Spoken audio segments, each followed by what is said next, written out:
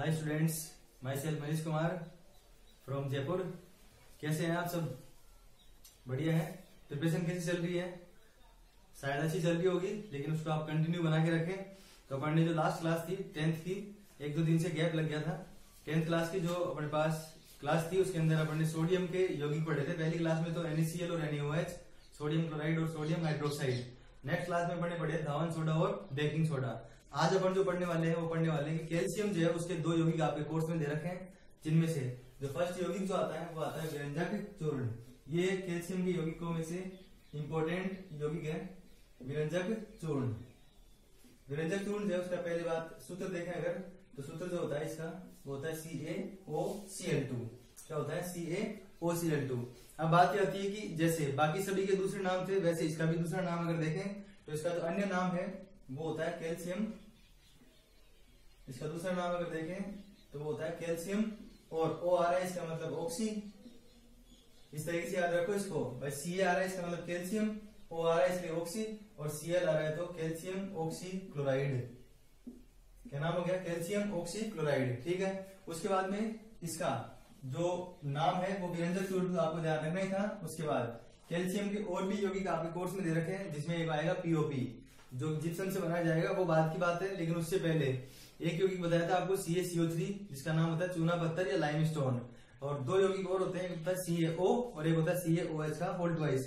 इस तरह से देता हूं मैं क्योंकि ये इनमें से एक ही यूज होगा इधर, CaO और CaOH का होल ट्वाइस। इनमें दोनों में एक तो होता है बुझा हुआ चूना और एक होता है बिना बुझा हुआ चूना। अभी स्टूडेंट जो कंफ्यूज रहते हैं, तो मैं आपका कंफ्यूजन दूर कर देता हूँ यहाँ पर। तो कंफ्यूज रहते हैं, उस कंफ्यूजन को दूर करने का मेरे पास एक रास्ता क्या है? रास्ता ये है कि जैसे अगर इस यौगिक में अपन जल डालते हैं, जल मतलब इसमें H2O डालते हैं, H2O, तो देखो इनको और इसको मिलाकर ये बनेगा।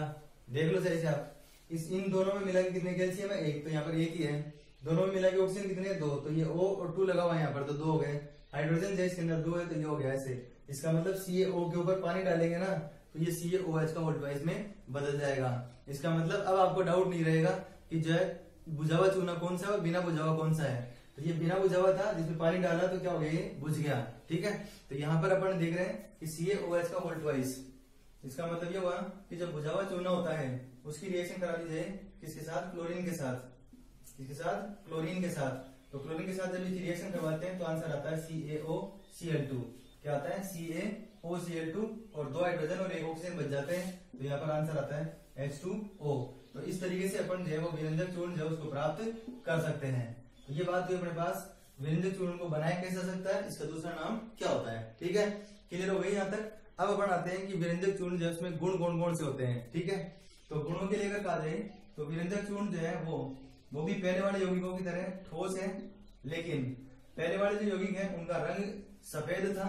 इसका जो रंग होता है ना वो पीला होता है, पीले रंग का होता है ये। तीसरा जो है वो होता है कि इसमें तीखी गंध आती है, तीखी गंध। तीक्ष्ण का मतलब होता है तीखी गंध। कौन सी गंध आती है? तीखी गंध इसके अंदर आती है। जल के लिए बोला जाए अगर, तो ये जल में विलय होता है, और जल में अगर ठंडे जल में बोलेंगे तो ठंडे में भी ये घुल जाएगा। ठीक है। इनमें से जो है ना एग्जाम में क्वेश्चन नहीं पूछेंगे। एग्जाम में जो क्वेश्चन पूछा जाएगा वह पूछा जाएगा कि इसकी तनु अम्लों के साथ अभिक्रिया किस प्रकार होती है। किसके साथ? तनु अम्लों के साथ इसकी अभिक्रिया, मतलब रिएक्शन पूछेंगे आपको इसकी। ठीक है। तो विरंजक चूर्ण की तनु अम्लों के साथ अभिक्रिया देखी जाए तो CaOCl2 प्लस H2SO4, या फिर रिएक्शन करवा दी जाए इसकी HCl के साथ, तो CaOCl2 और H2SO4। तनु का मतलब क्या होता था कि तनु का मतलब होता है जिस अम्ल के अंदर जल मिला जाता है। जिस अम्ल के अंदर जल मिला दिया जाए, जल, तो जल मिलाने के बाद जो है अपने पास जो अम्ल प्राप्त होगा उसको कौन सा अम्ल बोलेंगे? तनु अम्ल बोलेंगे। तो तनु अम्लों के साथ जब इसकी रिएक्शन कराते हैं तो जो Ca है वो तो SO4 के साथ या फिर Cl के साथ जुड़ जाएगा। जो Ca है ना, Cl के ऊपर प्लस चार्ज होता है, धातु होता है ये, तो किसके साथ जुड़ जाएगा? SO4 के साथ। तो आंसर हो जाएगा CaSO4। और इसमें जब ये C जुड़ेगा Cl के साथ तो क्या बन जाएगा? CaCl2। ठीक है। उसके बाद में अगली जो बात करें अगर, तो ये ऑक्सीजन जो बचे हैं, ऑक्सीजन वो किसके साथ जुड़ जाएंगे? हाइड्रोजन के साथ, तो क्या आ जाएगा? H2O। अब देखो इसमें क्या बचा है? Cl2 बचा है, तो इसको लिख दो यहाँ पर Cl2। और ऊपर की तरफ तीर लगाने का मतलब होता है कि ये गैस है। गैस क्या है? गैस। अगर इस तीर को नीचे की तरफ लगा दिया जाए तो ठोस होता है ये। ऐसे इसको देखो, इसमें भी ऑक्सीजन है, हाइड्रोजन लेकिन एक ही है, इसलिए इसको क्या करना पड़ेगा डबल, तो क्या हो जाएगा H2O और प्लस वही Cl2।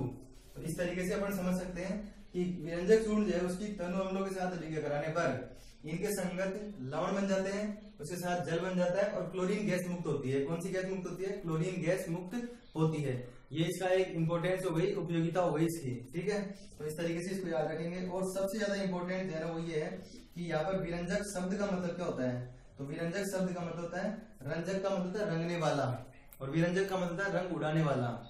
विरंजक का मतलब रंग उड़ाने वाला, मतलब किसी भी पदार्थ है ना उसका रंग उड़ाना हो तो विरंजक चूर्ण जो होता है ना, विरंजक चूर्ण, उसका उपयोग किया जाता है। तो जैसे CaOCl2 होता है, इसको गर्म किया जाए तो इसमें से क्लोरीन है ना, क्लोरीन वो इस तरीके से प्राप्त होता है। सामान्यतः क्लोरीन जो है उसको इस तरीके लिखते हैं 2Cl, कैसे लिखते हैं 2Cl। मतलब यहाँ पे अगर देखेंगे तो CaO को भी लिख सकते हो आप, लेकिन ये जो Cl है इसको अगर इस तरीके से लिखा हुआ है, इस तरीके से, तो अकेला कोई भी चीज लिखी हुई है तो वो होता है परमाणु। क्या होता है? परमाणु।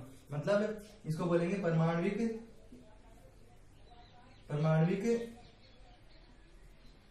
क्लोरीन, परमाणविक क्लोरीन, जिसको कहीं कहीं पर बाहर जो है वो लिखा जाता है नवजात क्लोरीन। क्या लिखा जाता है? नवजात क्लोरीन।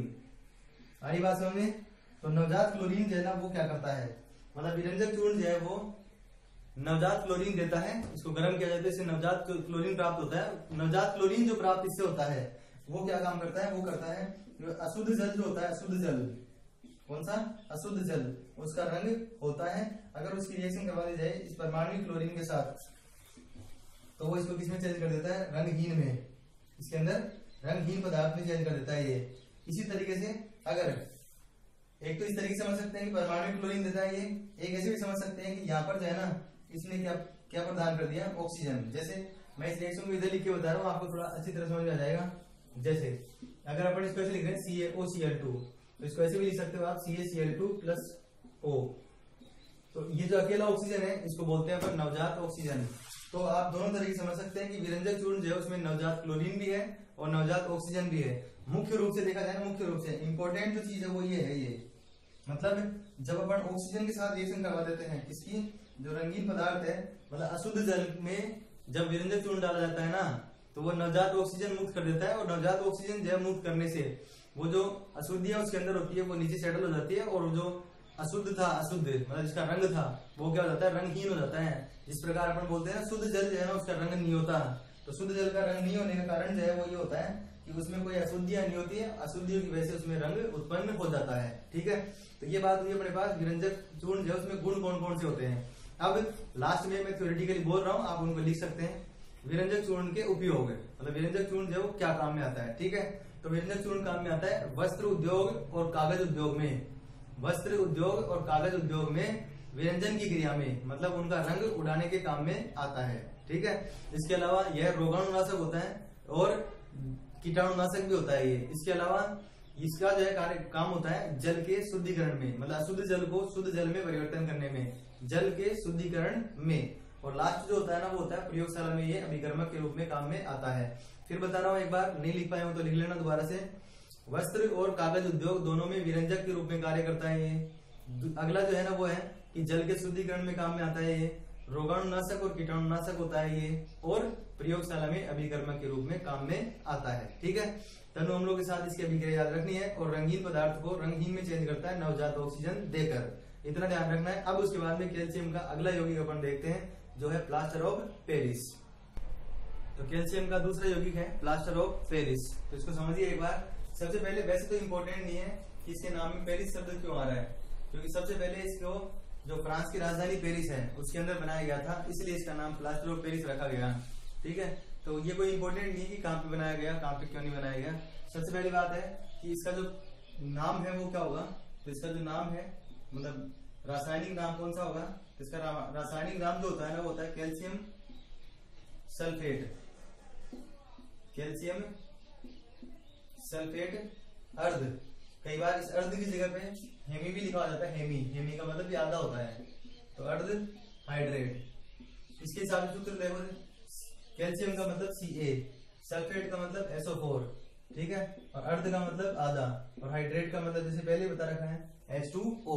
तो इस तरीके से सूत्र बनाना आना चाहिए आपको, ठीक है। तो इसका दूसरा नाम क्या हुआ, कैल्शियम सल्फेट अर्ध या हेमीहाइड्रेट। सूत्र इस तरीके से पता लगा ही सकते हैं इसका। उसके बाद में इसको प्राप्त कैसे किया जाता है, तो प्राप्त करने के लिए एक यौगिक होता है जिसमें हाफ H2O की जगह 2H2O लिखा होता है, जिसको बोलते हैं जिप्सम। क्या बोलते हैं, जिप्सम।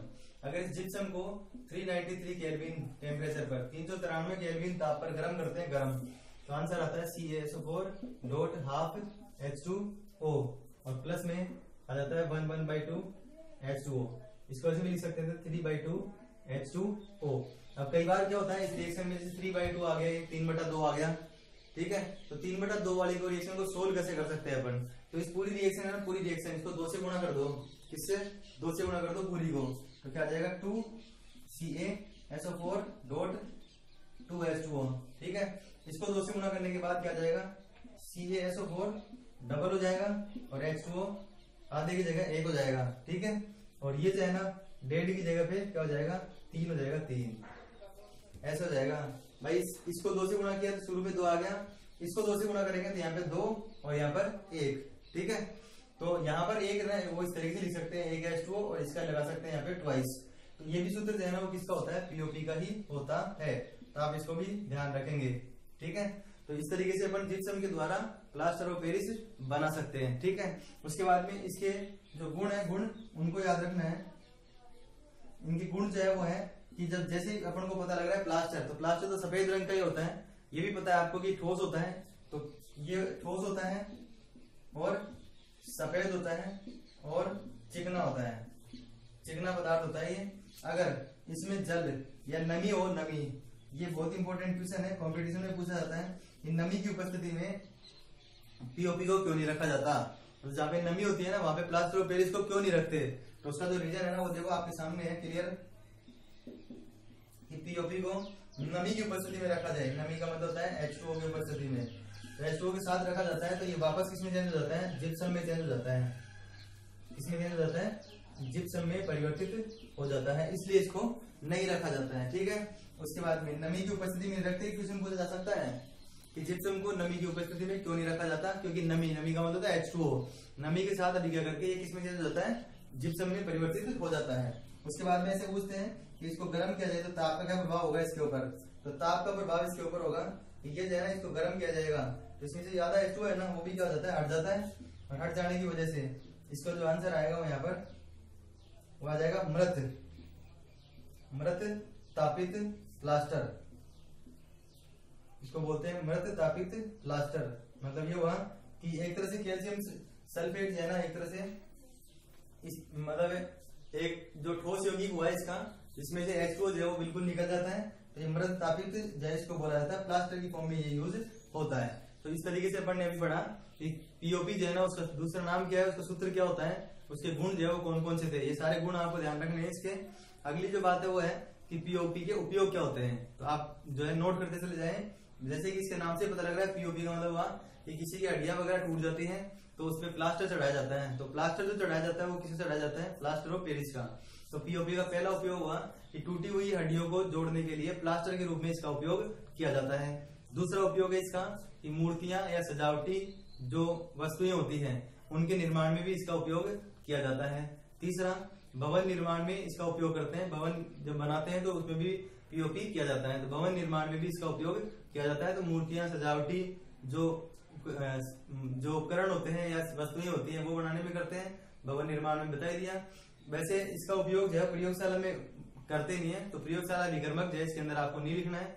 तो इस तरीके से ये हुआ अपने पास आज कैल्शियम के जो दैनिक जीवन में कौन कौन से उपयोग होते हैं, ठीक है। जैसा कि मैंने आपको पहले भी कहा था कि क्लासें अपनी रेगुलर है, बस थोड़ा सा डिस्टर्बेंस था इसकी वजह से ये हुई। अब जो है आपको रेगुलर क्लासेज जो है अवेलेबल होती रहेंगी, आप जो है डेली इनको पढ़ते चले जाएं। चैनल को अगर सब्सक्राइब नहीं किया हो आपने तो सब्सक्राइब करके बेल आइकन को प्रेस करें, जिससे सबसे पहले आपके पास नोटिफिकेशन आए। और एक रिक्वेस्ट है आपसे कि वीडियो जो है उसको आप पूरा देखिए, बीच में वीडियो जो है उसको खत्म न करें, जिससे कि आपको पूरी बातें क्लियर समझ में आ जाए, ठीक है। तो इस तरीके से आप इन बातों का ध्यान रखिए और कंटिन्यू रखिए पढ़ाई को। और थैंक फॉर वॉचिंग।